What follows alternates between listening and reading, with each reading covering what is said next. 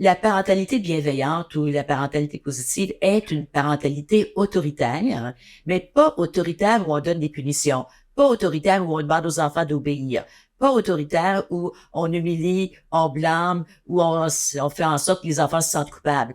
C'est une autorité qui est bienveillante, c'est-à-dire que les enfants comprennent les règlements, comprennent les comportements dont on s'attend d'eux. Mais parfois, il faut intervenir pour établir des limites, parce qu'il faut des limites pour un enfant. L'enfant peut pas grandir dans un vacuum. Donc, il faut établir des limites. Et des fois, c'est pas facile quand il y a un comportement qui est dérangeant, quand les enfants sont en train de se chicaner, de chamailler. Et un de ces façons d'intervenir, c'est le 1, 2, 3 magique. Toi, tu me parles toujours, Lynn. Et puis, j'aimerais ça que tu expliques qu'est-ce que c'est le 1, 2, 3 magique, puis quand est-ce qu'on peut s'en servir? Mais 1, 2, 3 magique, c'est une stratégie qui a été créée par Dr. Thomas Phelan, qui est un Américain. Et puis, ça s'appelle magique parce que quand on lit ce que la stratégie comme telle, on se dit, ça se peut pas que ça puisse être aussi simple puis que ça fonctionne. Alors, c'est pour ça qu'il y a la magie, parce que c'est comme si ça se peut pas, puis c'est vrai, ça marche.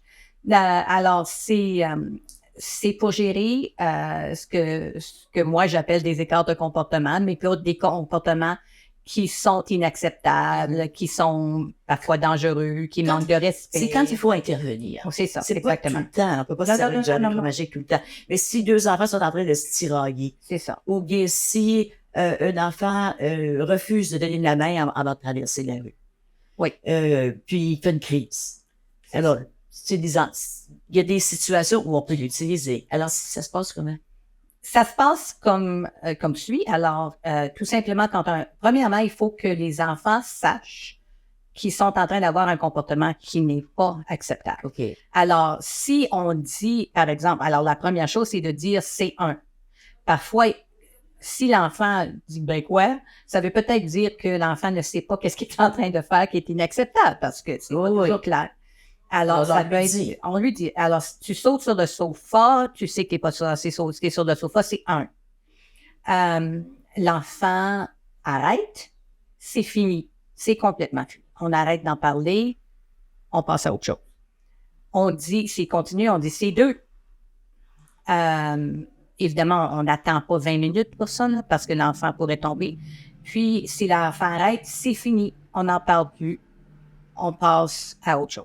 Si l'enfant continue, on dit c'est 3. Et il y a un endroit dans la maison où l'enfant sait qu'il doit être en retrait. Dépendant de l'âge, on dit d'habitude 1 minute par année de vie de l'enfant. Donc, si l'enfant a 6 ans, ben ça va être à peu près 5 minutes. Il faut que ce soit quelque chose d'assez grave pour que ça sortirait pour 5 minutes. Il faut que ça soit quelque chose qui, ici, on lui exprès, il continue. Ce qui est important dans la stratégie, c'est qu'on donne 2 chances à l'enfant à corriger son comportement. Alors, c'est respectueux, c'est l'enfant qui va décider de faire le bon choix. Et puis, le retrait, c'est pas une punition, c'est une conséquence que, bon, tu dois aller réfléchir parce que tu savais, tu comprends le comportement. Mm-hmm. Et puis, là, tu te retires pour aller réfléchir à... C'est pas long. Faut jamais que ça soit des choses de 20 minutes, 30 minutes, non. parce que là, ça devient vraiment... Est-ce que c'est important pour le parent de vérifier auprès de l'enfant, tu sais pourquoi tu dois te retirer pendant 5 minutes? Est-ce que c'est important pour le parent? C'est très important de faire ça, mais seulement après. Parce que le but de l'exercice, la raison pourquoi dans mon expérience, ça marche excessivement bien, c'est que ça limite la verbosité de l'adulte. Parce que ce qui arrive, c'est que si un enfant a un mauvais comportement, un comportement inacceptable, dérangeant, inacceptable, oui. Ouais. En général, c'est parce que une des raisons, ça peut être l'attention, une recherche d'attention. Et puis, la recherche d'attention, si on lui donne, on est seulement en train de renforcer le mauvais comportement. Puis c'est de l'attention négative. Oui, c'est exactement. Donc, alors, c'est toute la bonne attention. Il n'y a rien de bon. Alors, il faut absolument limiter le langage de l'adulte à ce moment-là parce qu'on veut pas lui donner de l'attention. On dit pas plus que 5 mots. C'est ça. Alors, c'est pour ça qu'on dit c'est 1 et c'est tout. C'est 2, c'est 3. T'es en retrait, je vais te voir tantôt. Puis l'enfant en retrait, puis je te vois après, puis c'est après. Mais même après un bout de temps. Parce que l'enfant peut être encore frustré. Le parent peut être encore frustré. Oui. C'est pas le temps de commencer à dire, parce que, écoute, je l'ai vu, je l'ai vécu, parce que l'émotion entre. C'est pourquoi tu m'as fait ça? Je passe tellement de temps avec toi. Je t'aime, je pensais que tu m'aimais. Je pensais que c'était fini, on te l'a dit l'autre jour, ça finit plus jamais, puis tu comprends pas. Ça finit puis ça rend maman triste quand tu le fais, puis là, tu rentres l'émotion là-dedans, puis là, tu t'es mis au même niveau qu'un enfant.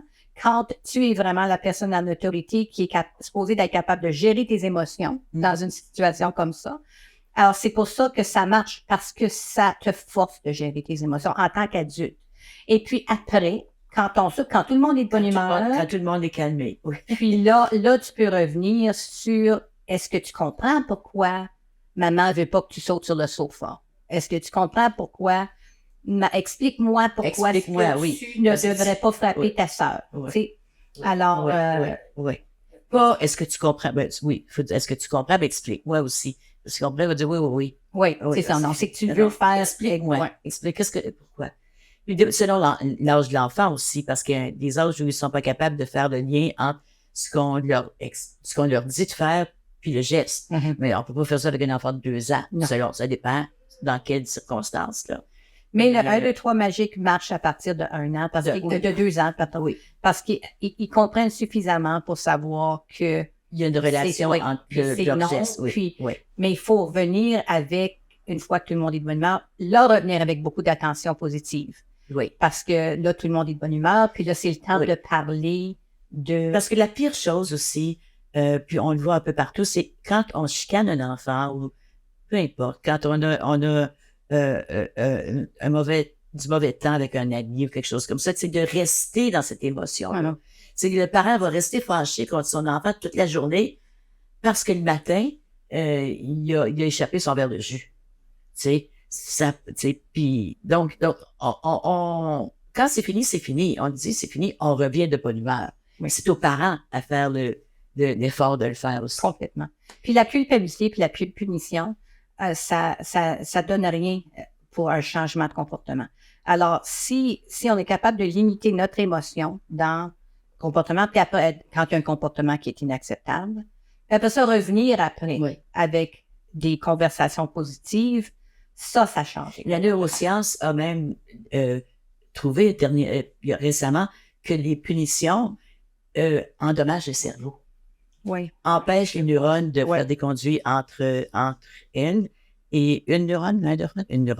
Et empêchent les neurones et détruisent littéralement le cerveau. Donc, d'où l'importance, si on veut rien compter sur cette réalité, de penser positivement quand il est question de reprendre nos enfants. Le 1, 2, 3 magique, c'est une bonne façon de le faire. C'est pas la seule. Il y en a plein d'autres. Mais certainement, ça vaut la peine de l'essayer.